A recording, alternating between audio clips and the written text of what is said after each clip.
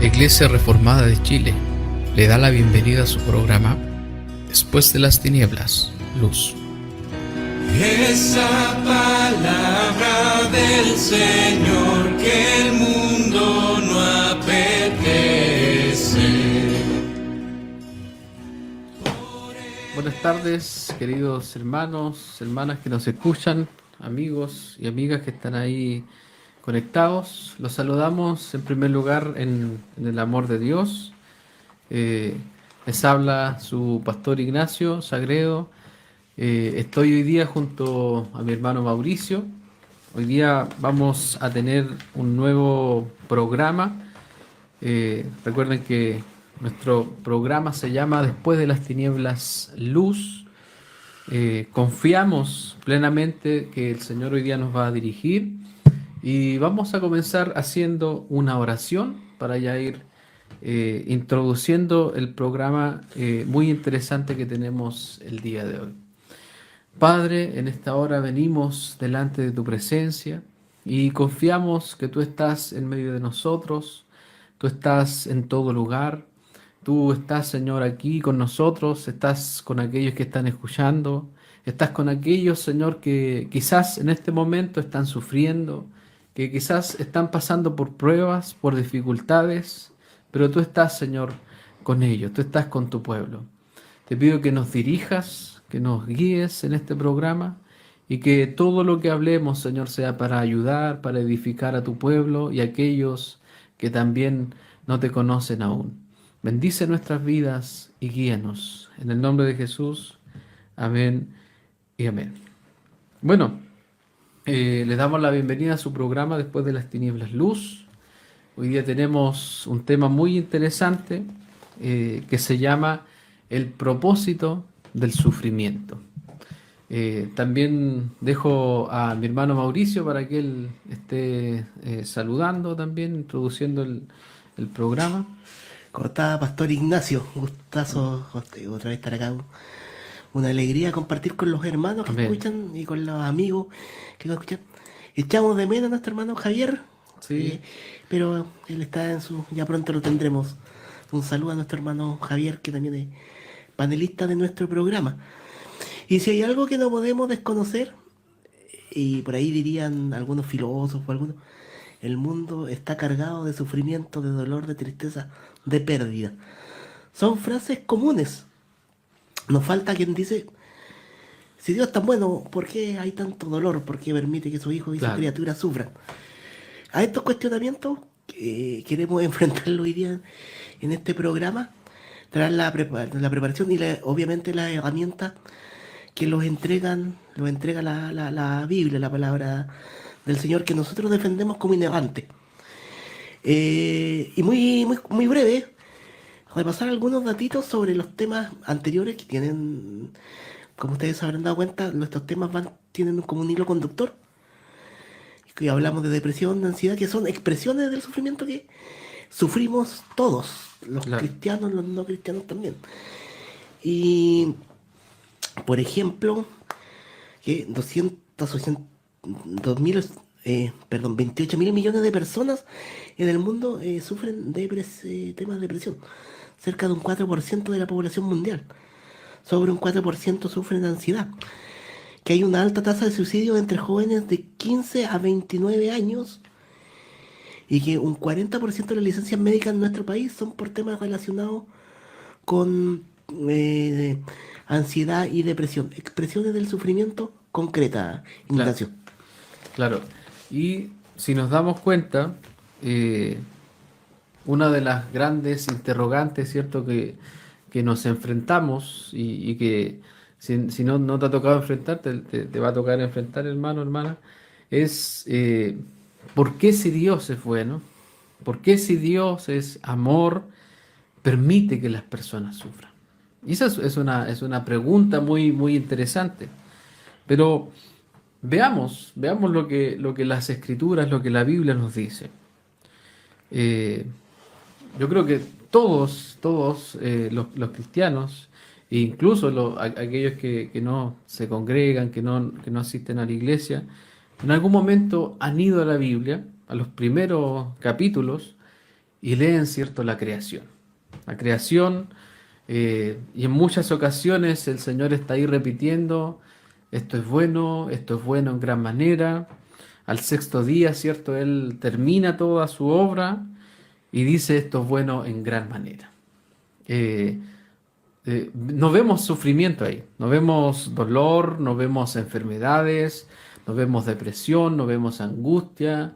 Adán y Eva vivían una vida perfecta, en una relación amistosa con Dios, no había vergüenza, no había dolor, no había nada de eso.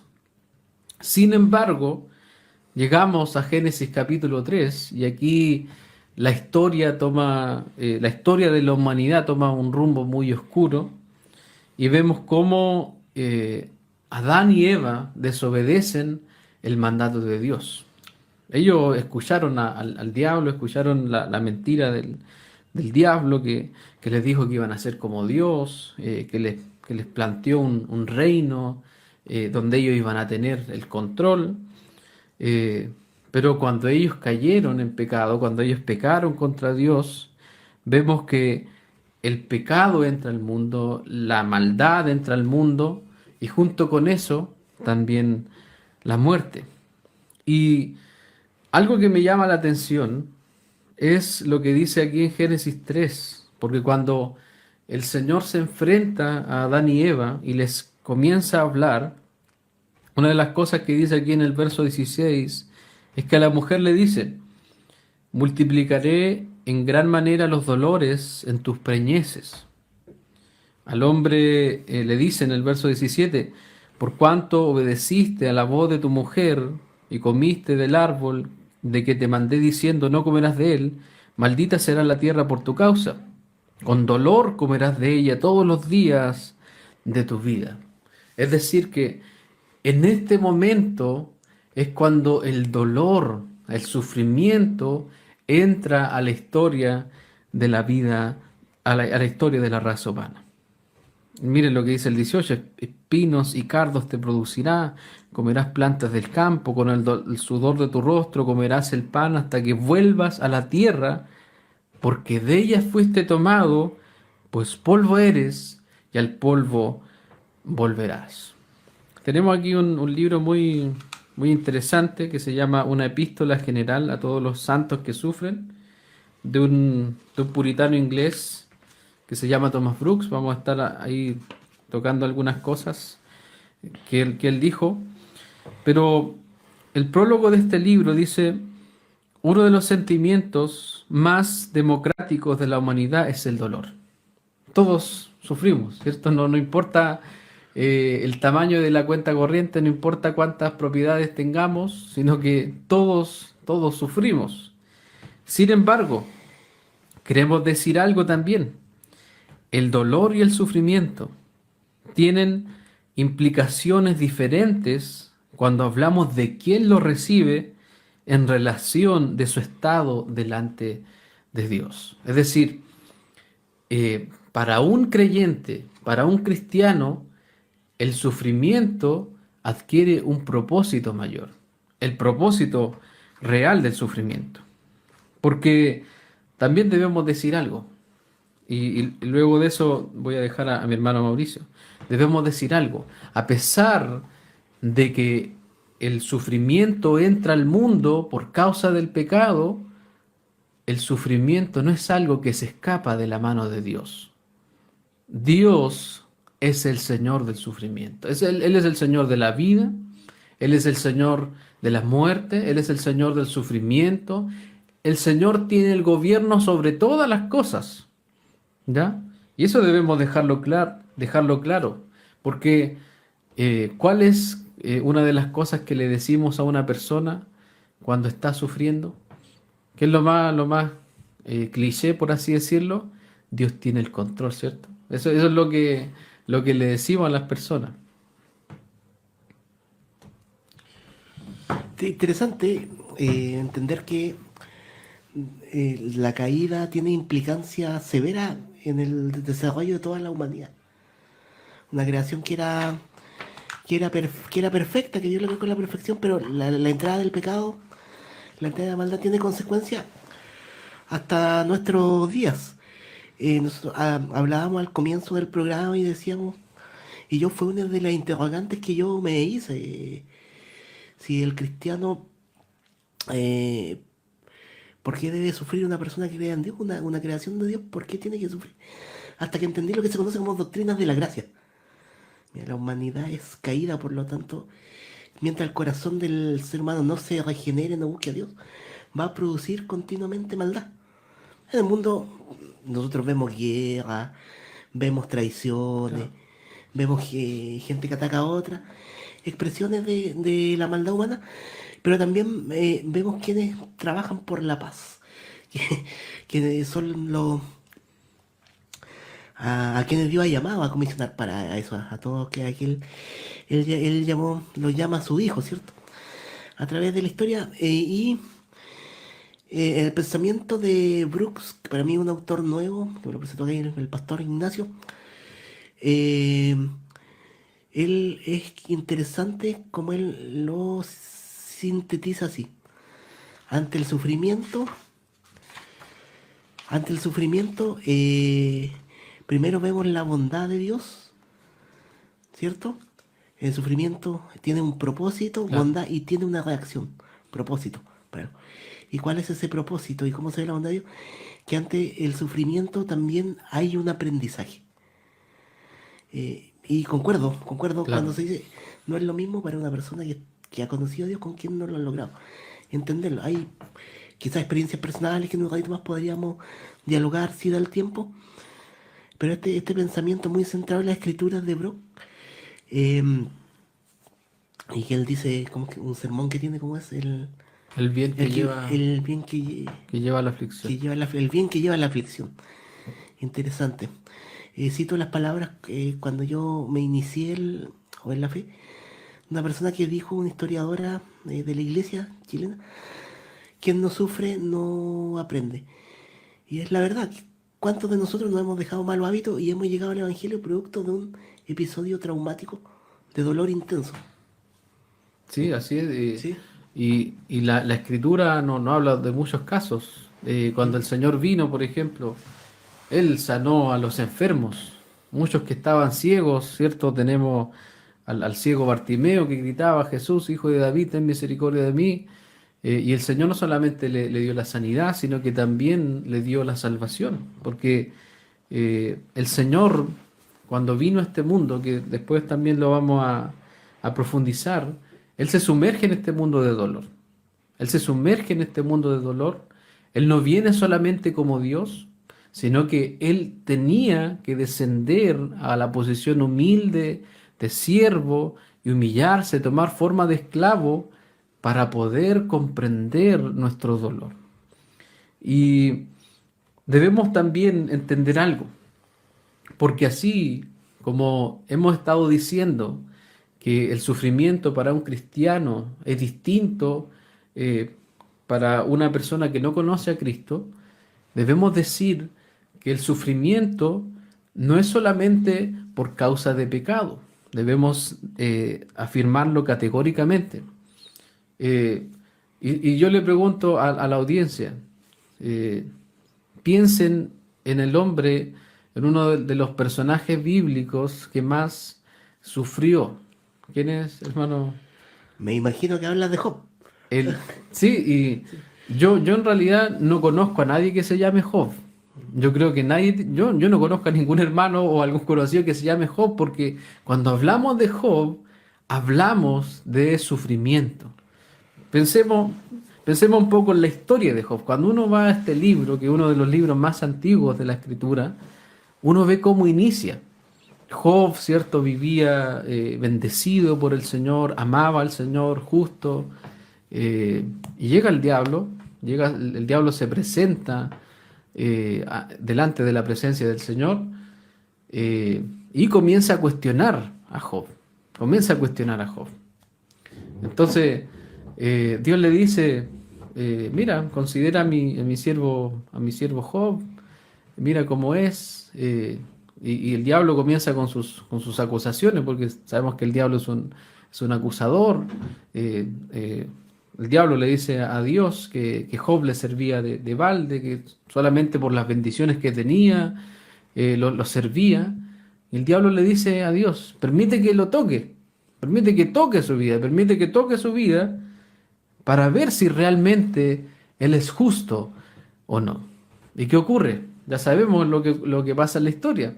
Dios le da permiso al diablo para que toque a Job. Y eso es algo que debemos saber, ¿ah? Eso también como dato importante. El diablo es autorizado por Dios para zarandearnos. Otro ejemplo lo vemos ahí cuando Pedro se acerca a Jesús y Jesús le dice, el diablo los ha pedido para zarandearlos como a trigo, para removerlos, así como un hombre cuando sacude, ¿cierto?, el trigo, y de esa forma el diablo hizo con Job. ¿Y qué vemos? Muere su familia, pierde sus cosas. ¿Y qué vemos? Vemos ese proceso, pero ¿qué vemos? Vemos que Job entendía el propósito del sufrimiento, lo que decía ahí el hermano Mauricio, el propósito, ¿cierto? La bondad y la reacción. Porque, miren, este texto es tremendo. Job 13:15, miren lo que Job dice, que es lo que muchos hermanos dicen hoy día, porque después vamos a ahondar eso, pero hay hermanos hoy día que están en un hospital y que están con un cáncer terminal, están agonizando, están esperando solamente que el Señor los llame. O hay hermanos en otros países, en los países donde la iglesia sufre persecución, que están esperando esa sentencia de muerte. ¿Y saben qué? Están felices. ¿Por qué?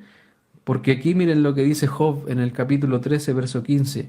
He aquí, aunque él me matare, en él esperaré. Wow, qué tremendo versículo. Y esto de alguna forma derriba todas las mentiras que hoy día andan por ahí, que los cristianos no sufren, que el diablo es el señor del sufrimiento, que es el diablo que está detrás de todos los sufrimientos. Pero déjame decirte que no es así. Eso no es así, querido amigo. El sufrimiento es común para todos. No sé, hermano Mauricio, si puedes añadir algo ahí. Sí, es interesante la profundidad del texto que lo conversamos un ratito antes de entrar acá y que claramente entiende que la soberanía de Dios se refleja en ese texto. Cuando Job dice que él me matare, no quiere decir que Dios es un asesino, sino que él tiene el control de la vida, de la muerte. Él tiene sabe. la llave de ese Apocalipsis. Claro. Entonces, que para un Job podríamos evaluarlo como un hermano en la fe, como un creyente. ¿Qué mejor que la presencia de Dios? Eso es lo que está diciendo Job. Exacto. Segundo, conclusión que yo he sacado de un libro que como iglesia lo leímos durante los meses de verano. ¿Cuántas veces y tenemos que reflexionar? Y cuántas veces hay una simbiosis del pensamiento pagano en nuestra conducta. Yo me incluyo, ¿no?, en nuestra conducta. ¿Qué hacía, por ejemplo, el pensamiento pagano? Piensa en el antiguo Egipto, ¿no? Cuando tú fallezcas, tu corazón lo van a poner en una balanza y depende a tus obras. Se va a ver si tú puedes pasar para las otras vidas o no, te puedes reencarnar o no.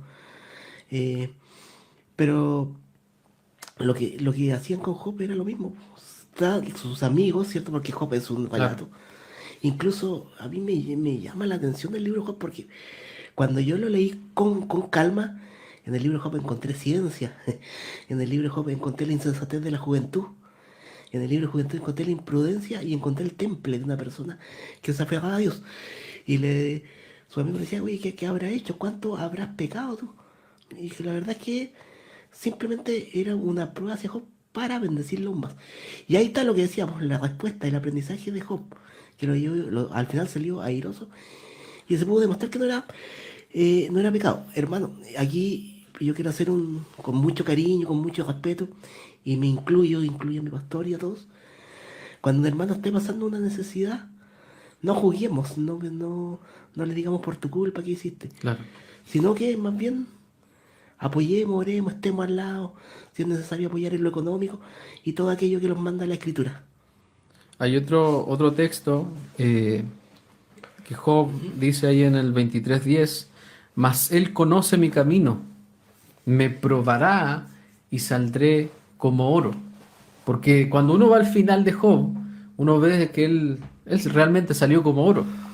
Pero él pasó por ese proceso. Él vio la bondad de Dios. ¿De qué forma?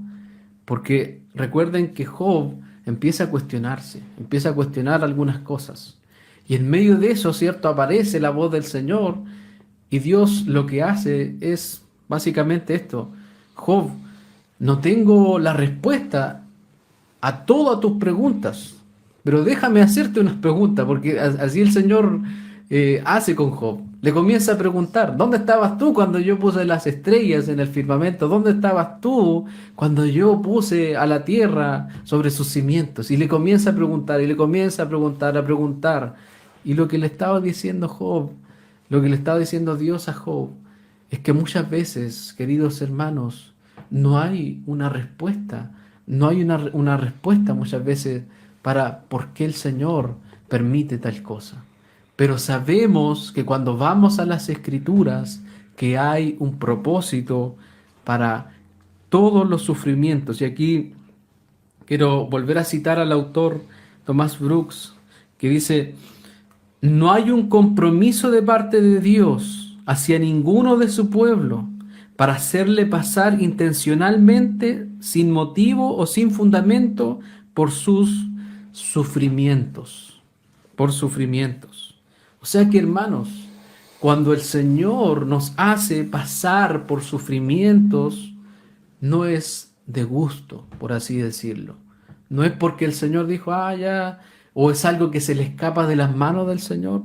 No es así, queridos amigos. El Señor tiene el control del sufrimiento, porque como decía el hermano Mauricio, el que no sufre no aprende. Si tú, hermano, no has sufrido, entonces no hay un aprendizaje. Y es por eso que todos los cristianos han sufrido. No hay ningún cristiano que no ha sufrido.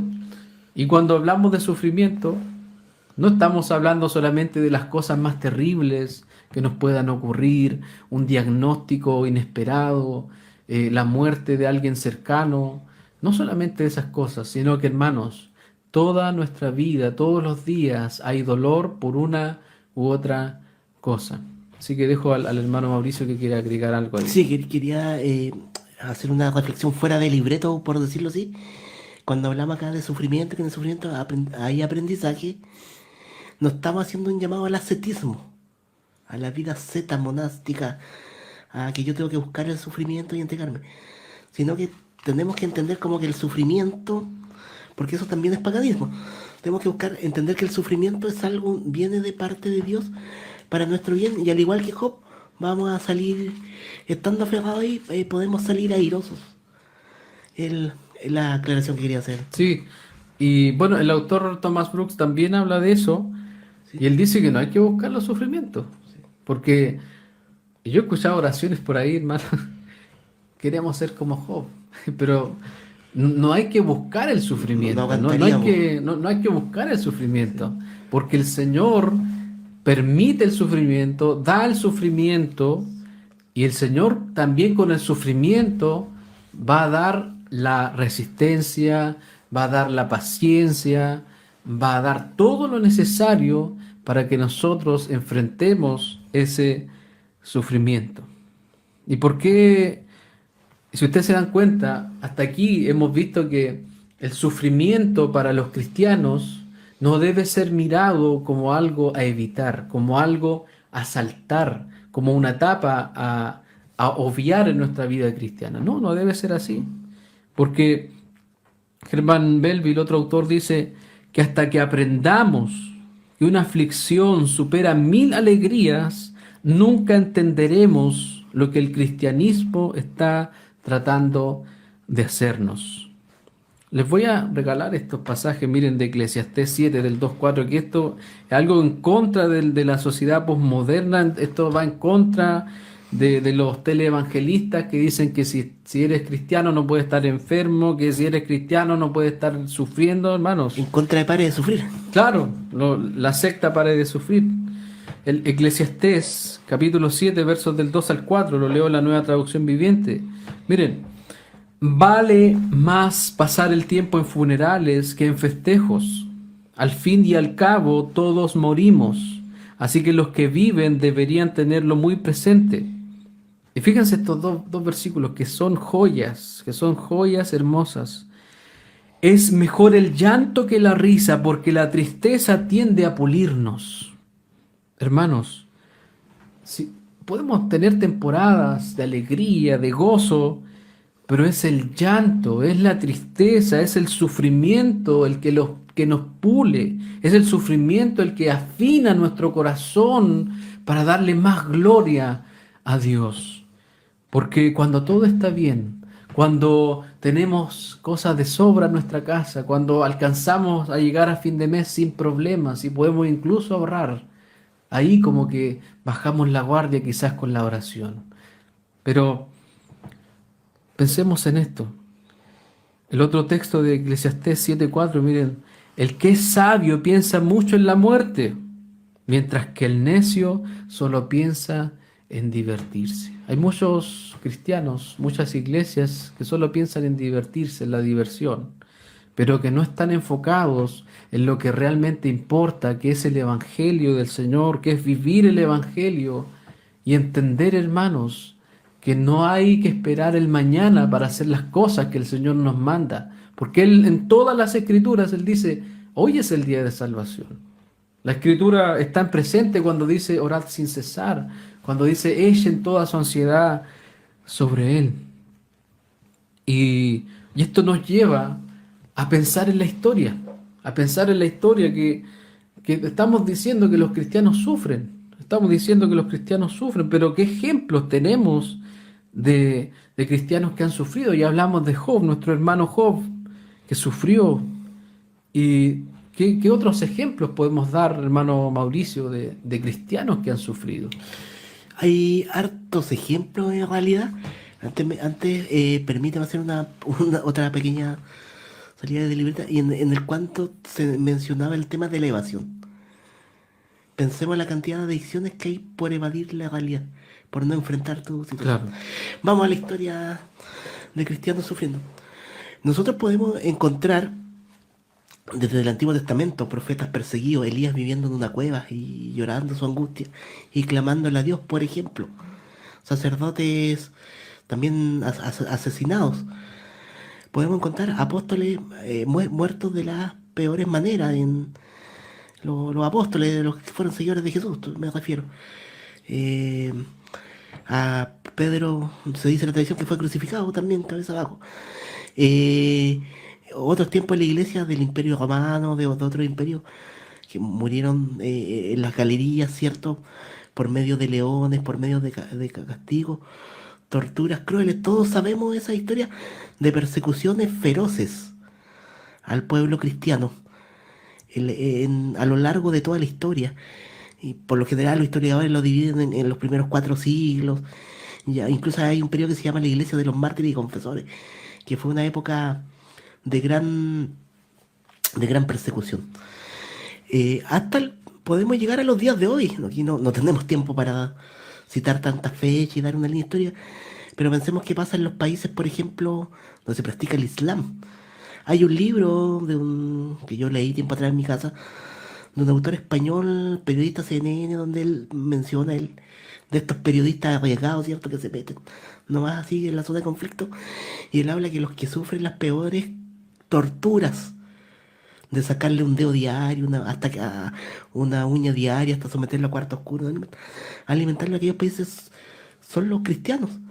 Pensemos en los países donde una ideología política totalitaria ha gobernado, y nuestros hermanos han sido fusilados, por ejemplo. Pero quiero llevarlos para tratar de sintetizar la idea a una parte puntual de la historia. Todos nosotros, y nosotros somos una iglesia reformada, hablamos mucho de lo que es la reforma protestante, que sabemos de Martín Lutero, de Juan Calvino, de Zwingli y de otros. Hombres que lucharon por restaurar la fe verdadera en el tiempo medieval hacia adelante. Pero 300 años, imagínate, en el 1517 por ahí fue lo que se conoce como Reforma. Piensa tú 300 años atrás, antes de esto, del año 1100, 1200, 1300. Por ahí por Lyon, Francia, había un comerciante que se llamaba Pedro Baldo. La historia relata que él era un comerciante adinerado. En algún momento, Pedro Baldo, no se sabe por qué, son crónicas de los historiadores, pero en algún momento él sintió la necesidad de leer la Biblia. Como la Biblia solamente existía algo que se llama Vulgata Latina, y podía leerse en inglés y podían leer los sacerdotes, estaba prohibida para el común o para el vulgo, como se le llamaba en aquella época.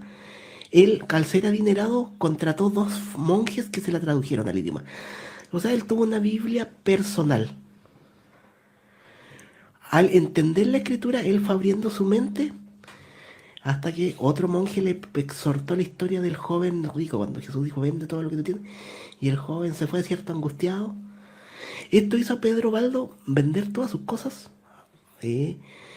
vender todas sus propiedades y ponerse a predicar el Evangelio. A Pedro Baldo se le conoce como un pre-reformador, digamos. A algunos les como que un proto-reformador. Claro, sí. Con el proto-evangelio también tenemos en Génesis. Se le conoce a él. Empezó a predicar, y ¿cómo lo hizo? Viajó por Europa y predicaba, perdón que use una expresión del término actual, pero predicaba piolita, en silencio. Entonces, al otras personas escuchar la palabra, hubo conversión. Se originó un movimiento llamado valdense.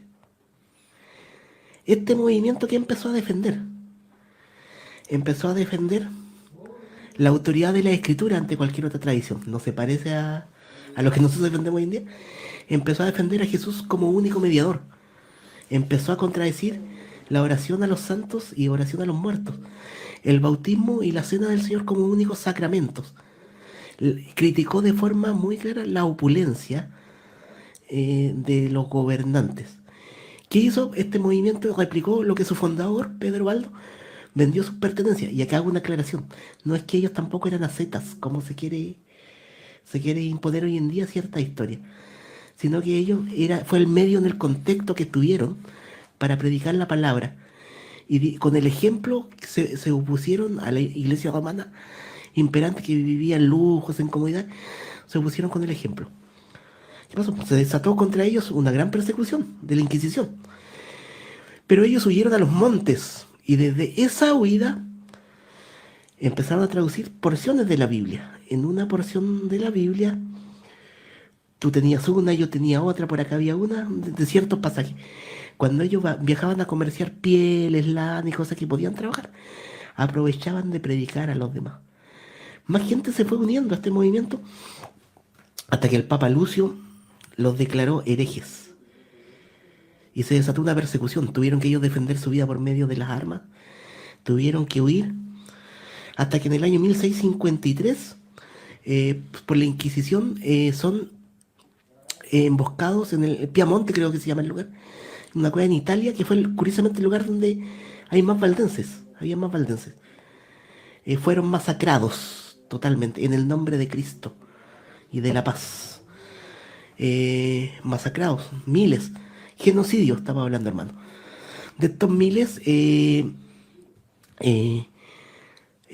aquí yo me emociono porque veo lo que dice la Escritura cuando el Señor deja remanentes. Quizás sobrevivieron 200, de 2200, un 10% menos, que tuvieron que huir a un movimiento debilitado, aún más perseguido. Otro detalle era que las mujeres, cuando las atrapaban, eran quemadas en la hoguera, las hacían pasar por brujas en la Inquisición, cuando ellas eran defensoras de la palabra de Dios, pura. ¿Qué pasó? Vino todo el periodo, avanzaron, pasaron 3 siglos, 4. Vino todo el periodo de la Reforma Protestante.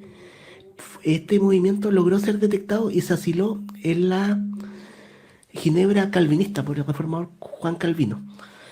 Es posterior a Lutero, eso. Imagínense, ellos eran 300 años después. Calvino posterior. ¿Cuánto tiempo pasó que ese remanente sobrevivió? ahí gozaron de cierta paz, pero sabemos que la persecución en los periodos de reforma siguió, eh, pero ellos lograron instaurar iglesia en Francia, en Austria, eh, en otros lugares. En América Latina encontramos iglesias en Argentina y en Uruguay, hermanos valdenses. O sea Bueno, que, qué impresionante, hermanos, escuchar. ¿sí? Y esto es uno de los grupos, ¿cierto? Que se han levantado, que el Señor ha levantado para su gloria en la historia y que han sufrido por el Señor y lo han hecho con gozo. Lo han hecho con gozo. Y el mismo Pedro que la tradición nos dice que fue crucificado al revés. Él nos dice aquí en Primera de Pedro, capítulo 4, versos del 12 al 13, amados, no os sorprendáis del fuego de prueba que os ha sobrevenido, como si alguna cosa extraña os aconteciese, sino gozaos por cuanto sois participantes de los padecimientos de Cristo, para que también en la revelación de su gloria os gocéis con gran alegría. Un pensamiento erróneo, hermanos, nos dice que solamente aquellos que sufren persecuciones sufren por la causa del Señor. Pero no es así. Cuando tú sufres por una enfermedad, cuando tú sufres por tus hijos, cuando tú sufres por un familiar que sufre, cuando tú sufres la pérdida de un hermano, de un papá, de lo que sea, de algún familiar cercano, los padres que han tenido la triste experiencia de la pérdida de un hijo, eso también es sufrir con Cristo. Eso también es sufrir las pruebas que vienen. Por eso dice aquí, no sorprendáis del fuego de prueba, porque en realidad ninguno de nosotros, nuestra carne, este cuerpo, no quiere pasar por esas cosas. No me gustaría a mí pasar por esas cosas. Pero el joven Esteban, que se le conoce como el primer mártir de la iglesia, él fue apedreado y él, cuando estaba siendo apedreado, él vio los ojos, él alzó sus ojos al cielo y vio al Señor sentado a la diestra del Padre y sin duda murió con gozo. Thomas Brooks también dice, desde la antigüedad ha habido una gran voluntad, disposición, avance y determinación en el pueblo de Dios de sufrir alegremente por Cristo, por su verdad, por su evangelio, por su adoración, por sus caminos, por sus ordenanzas, por sus intereses, por su honor. Sin duda alguna, nuestros hermanos valdenses, ellos sufrieron con gozo. ¿Por qué? Porque lo hicieron por su evangelio, por la verdad del evangelio, por la adoración, por sus caminos, por el honor del Señor. Y sin duda alguna aquí quiero retomar un poco el Génesis capítulo 3, cuando el Señor le dice a la mujer, multiplicaré los dolores de parto, añadiré dolores de parto. Y yo me pregunto, el parto es algo muy doloroso, es algo que solamente las mujeres saben lo que significa un dolor de parto. Nosotros los hombres nos da algo pequeñito, un dolor de cabeza y lo sobreexageramos, pero sin duda yo me hago esta pregunta, ¿por qué una mujer, luego de experimentar todos esos dolores de parto, las contracciones y todo eso, todo ese trabajo de parto, como se le conoce, esas horas, a veces son 6 horas, 12, luego de eso quieren volver a tener otro hijo y otro algunas? Es porque, hermanos, al final del sufrimiento, habrá para nosotros un reinado. Al final del sufrimiento. 2 Timoteo 2:12 dice, si sufrimos, también reinaremos con Él. ¿Estás sufriendo? ¿Estás sufriendo hoy día? ¿Tienes a alguien enfermo? Quizás no te cuesta, es costoso. Mi hermano Mauricio, que está aquí, Eh, Él tiene a su padre, nuestro hermano Patricio, con un cáncer terminal, se dializa. Hemos visto ahí su proceso, pero él es un Job. Él es un Job que en medio del dolor, él se goza. Él se goza y dice, mi fe está intacta, mi esperanza está intacta. Retomando un poquito el tema valdense, bueno, la persecución de sufrimiento sirvió para que se agranden más, ¿no? Para que se achiquen, a pesar que mataron a miles. Que yo creo que en la presencia del Señor ahí vamos a tener que saber hablar italiano para dialogar con los hermanos valdenses.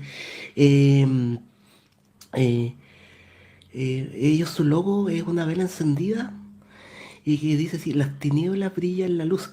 Un poco parecido el nombre Claro. de nuestro programa porque son las ideas bíblicas que nosotros defendemos. En lo particular, lo que decía acá Ignacio de mi papá ha sido un proceso difícil, un proceso de aprendizaje, pero un proceso que a mi papá también le ha traído a él mucha paz y un tiempo de reflexión y de estar en mayor comunicación con Dios. Eso lo hemos podido ver la calma comparado con otras personas. Si me permite un minutito, hace 3 años yo estuve en coma por COVID-19, inmóvil, y eso me sirvió a mí también para buscar, tratar de lo que se me había enseñado. Y todo el estudio que yo me gustaba hacer, llevarlo a la práctica. Y hemos podido decir que bueno, que me pasó eso, bien honestamente. Sí, y yo creo que las personas que nos están escuchando han pasado por situaciones difíciles. Vemos en las redes sociales una bebé con cáncer, situaciones dolorosas, y muchas veces decimos, ¿por qué? ¿Cuál es el motivo? ¿Dónde está Dios? ¿Dónde está Dios en todo esto? Pero déjame decirte, amigo, hermano, que hay un varón en la Escritura que supera a Job, que supera a cualquier persona que haya sufrido en este mundo. Hay otra pregunta famosa por ahí: ¿por qué sufren los buenos? ¿Por qué sufren los buenos y los malos no? Bueno, eso pasó solamente una vez. El bueno, Jesús sufrió por nosotros. Y ese sufrimiento, el sufrimiento de Cristo, nos da esperanza a nosotros. Porque si los valdenses sufrieron, si Job sufrió, si Esteban, si todos los que hemos mencionado sufrieron, y si tú hoy día sufres con esperanza, si tu fe está intacta, si tú puedes decir como Job, aunque él me matare, yo voy a confiar en él, es porque hubo alguien que la Biblia lo llama el varón de dolores, experimentado en quebranto. Y eso es algo, hermanos, que nos debe llevar a pensar que nuestro consuelo en el sufrimiento, en cualquier situación, está en lo que Cristo hizo por nosotros. Isaías 53, del 3 al 4, dice: despreciado y desechado entre los hombres, varón de dolores, experimentado en quebranto. Y como que escondimos de él el rostro, fue menospreciado y no lo estimamos. Ciertamente llevó él nuestras enfermedades. Hermanos, en la cruz, Cristo experimentó nuestras enfermedades. Todo cáncer terminal estaba sobre Cristo, allí en la cruz. Lo peor de este mundo, las peores enfermedades estaban sobre Cristo y sufrió nuestros dolores. Y nosotros le tuvimos por azotado, por herido de Dios y abatido. Hermanos, si hay alguien que nació para morir, fue Jesús. Cuando Juan el Bautista ve al Señor acercarse, Juan el Bautista dijo: este es el Cordero de Dios que quita el pecado del mundo. ¿Y cómo lo iba a hacer? Dando su vida por nosotros, sufriendo por nosotros. Ya en el huerto de Getsemaní, él estaba angustiado, diciéndole: Señor, si es posible que pase de mí esta copa.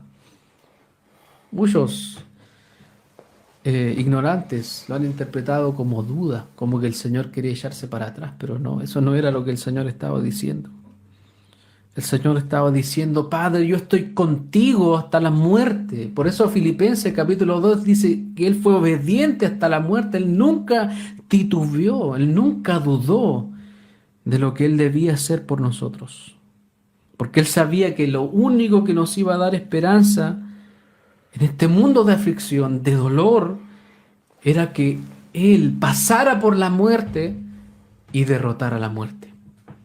Porque, hermanos, los creyentes mueren felices. Los creyentes mueren felices. Pueden morir, ¿cierto?, con muchos dolores, con muchas cosas. Pero el espíritu de un creyente en la hora de su muerte está más lleno de Cristo que nunca, porque está más cerca de la gloria del Señor. Entonces, hermano Mauricio, si quieres agregar algo ahí, complementar. En el fondo podría decir, Jesús dijo que en el mundo íbamos a tener aflicción, pero dijo: confiad, yo he vencido al mundo. Y con eso yo creo que con esa simple frase y promesa se resume todo, y se resume la esperanza que nosotros tenemos, para dónde vamos. El sufrimiento es momentáneo, aún en el sufrimiento podemos estar firmes, incluso ayudar a otros. Por ese sacrificio perfecto, que más, que mejor que eso. Decir que al sufrimiento hay esperanza, y que el sufrimiento no es eterno. Amén. Amén. El sufrimiento es temporal. El sufrimiento es temporal para los creyentes. Pero si no eres creyente, si no estás en Cristo, si estás rehusando a creer en el Señor, el sufrimiento que vives acá es nada comparado a lo que espera ya después de la muerte. Hermanos, el sufrimiento de esta tierra es como el cielo para los no creyentes. Porque lo que van a pasar allá, si es que no creen en el Señor, si no crees tu amigo que quizás dices: yo tengo muchas dudas, tengo estas dudas. Pero el Señor dice: arrepiéntete y cree en el Evangelio y serás salvo tú y tu casa. La esperanza, hermanos, está ahí. El Evangelio nos da la esperanza en medio, no solamente de esta tierra, sino que Él nos da una esperanza que es eterna. Y pensando en esto, vamos a ir a un tema musical, una canción que nos habla de cómo el Señor es nuestro noble sostén en medio de nuestras dificultades.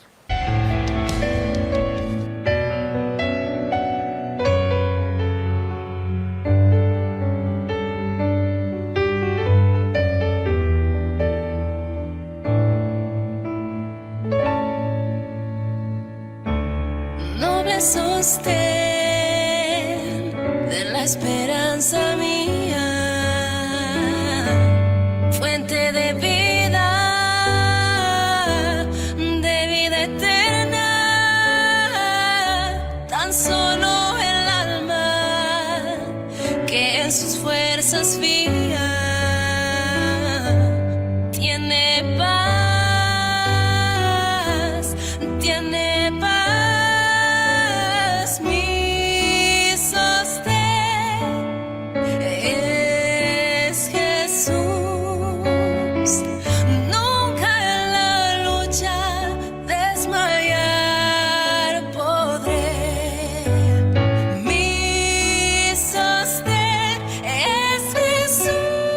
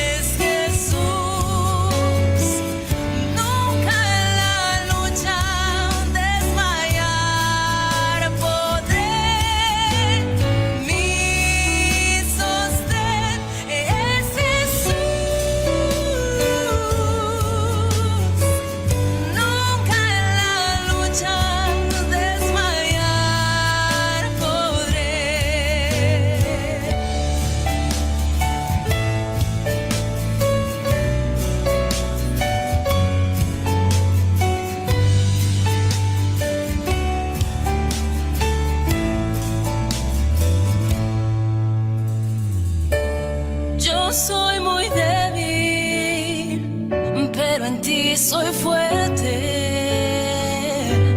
Nunca en la lucha desmayar podré. Si tú estás conmigo, ni a la misma muerte temeré, porque mi sostén es Jesús. Nunca en la lucha desmayar podré. Mi sostén es Jesús. Nunca en la lucha desmayar podré.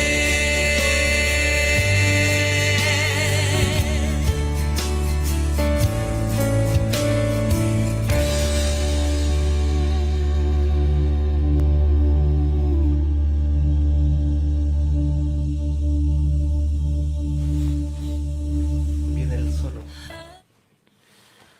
Qué hermosa alabanza escuchábamos. Mi sostén es Jesús. Nunca en la lucha desmayar podré. Suena un poco paradójico, ¿cierto?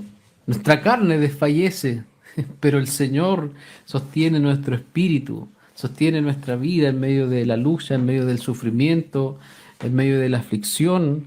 Y al final de los sufrimientos podemos decir que salimos como oro, como decía ahí Job.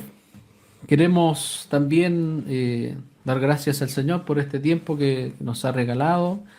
Queremos también extenderte una invitación si no tienes iglesia, si estás buscando un lugar donde congregarte. Estamos teniendo nuestros servicios ahí en la sede de Altos del Baquedano, calle Luis Espinosa, pasaje Mario Tocol, número 801, acá en Yanquihue. También te invitamos a suscribirte y seguir nuestras redes sociales, ahí el canal de YouTube, Iglesia Reformada de Chile Yanquihue, nuestro Facebook también bajo el mismo nombre. Y quiero despedirme de ustedes en el amor del Señor y le doy el pase a nuestro hermano Mauricio para que él se esté despidiendo y también pueda hacer una oración para ya ir terminando este programa. Gracias y paz. Hablar estas cosas y llevar la palabra del Señor siempre va a ser un privilegio y una gran responsabilidad. Así que un gran abrazo para todos ustedes, hermanos, amigos que lo escuchan. Para ti, Pastor Ignacio. Saludamos a nuestra hermana Olga de Colegual, que acaba de llamar y que acaba de manifestar congratulada, se puede decir, que estaba con nuestro programa. Así que si tú, igual que alguien quisiera llamar, proponer un tema, estamos en 15 días más acá. Y la raíz que se menciona. Vamos a orar. Eterno Dios, te agradecemos, Señor, porque en un mundo plagado de dolor, de desesperanza, caído, de adicciones, de delincuencia, de un montón de cosas, Señor, malas, sabemos que la luz, como proclamaron nuestros hermanos valdenses, va a brillar en la oscuridad, que va a llegar un día donde todo eso se va a terminar, y esa es nuestra esperanza. Te pido que esa sea la esperanza de mis hermanos, Señor, y la esperanza de cada uno que me escuchó. Que seamos fuertes, Señor, cuando estemos en prueba, en dificultades, y que podamos crecer, Señor, en ti, y podamos aprender, podamos ser fuertes para sostener también a los demás. En el nombre de Jesús, amén. Amén. Señor los bendiga y nos vemos en nuestro próximo programa Después de las Tinieblas, Luz. Solo a Dios la gloria.